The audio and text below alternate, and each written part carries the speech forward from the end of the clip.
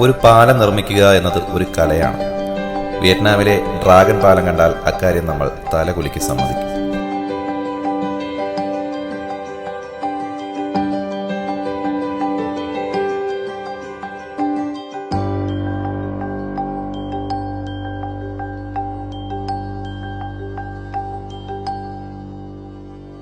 (666 metre നീളവും 37.4 metre വീതിയുമുള്ള ഈ പാലത്തിന്റെ പണി പൂർത്തിയാകാൻ 4 കൊല്ലം വേണ്ടി വന്നു.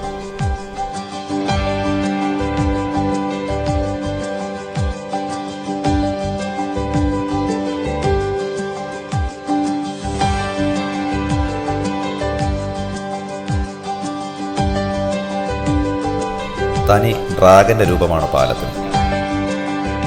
കൂടാതെ ഇടയ്ക്കിടെ വായിൽ നിന്ന് തീ ചീറ്റുകയും ചെയ്യും.